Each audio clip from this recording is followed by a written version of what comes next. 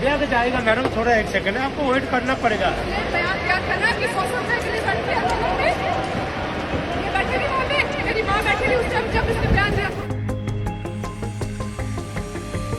Unfortunate हुआ है जो भी हुआ है, और चंडीगढ़ में एयरपोर्ट पे जहां सुरक्षा की पूरी व्यवस्था है, सुरक्षा कर्मी ही इस प्रकार से व्यवहार करें, मैं समझता हूं कि बहुत अनफॉर्चुनेट। और हमने कहा कि उसमें कार्रवाई होनी चाहिए, और मुझे जानकारी मिली है कि उनको सस्पेंड कर दिया है और बाकी आगामी कार्रवाई उसमें होनी है इन्वेस्टिगेशन के बाद।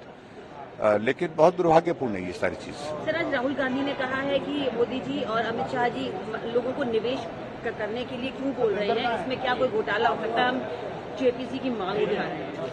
ऐसा है कि राहुल गांधी जी बहुत उनको लग रहा है कि सरकार तीसरी बार नरेंद्र मोदी जी के नेतृत्व में बन रही है, और वो कई बार लॉन्च हो लिए लेकिन सफलता नहीं हो पाई, और स्वाभाविक रूप से डेस्परेशन है, फ्रस्ट्रेशन है, और इस कारण से ये सारी चीजें कह रहे हैं।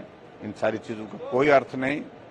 नरेंद्र मोदी जी के नेतृत्व में तीसरी बार सरकार बन रही है एनडीए की, मजबूत सरकार, और 5 वर्ष तक चलेगी। बहुत अनफॉर्चुनेट है, किसी भी व्यक्ति के साथ इस तरीके की दुर्घटना नहीं होनी चाहिए, and particularly a lady who is a member of parliament now, तो इनके साथ इस तरीके की बदसलूकी अगर करी है तो मैं समझता हूं कि, और वो भी एक सुरक्षा कर्मी द्वारा, बहुत अनफॉर्चुनेट है।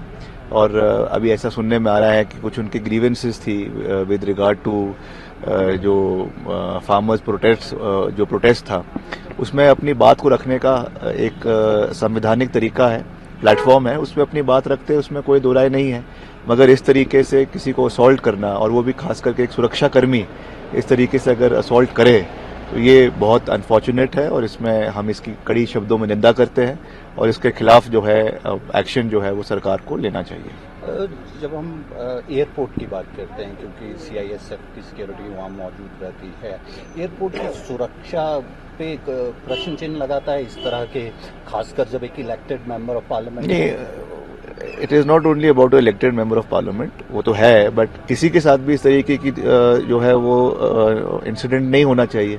अब जब आप एयरपोर्ट में जाते हैं तो वहाँ पे आप सीआईएसएफ के सुरक्षा घेरे में होते हैं, और वहाँ पे उनकी रिस्पॉन्सिबिलिटी है कि कोई भी वहाँ पे आम नागरिक भी जाए, कोई वीआईपी जाए, उनकी सुरक्षा करना, वहाँ पे पीस इंश्योर करना, वो उनका दायित्व है। अगर वो ही इस तरीके के कार्य करने लग जाएंगे तो उससे क्या मैसेज हमारी सिक्योरिटी के ऊपर जाएगा? तो ये एक बड़ा प्रश्न चिन्ह है।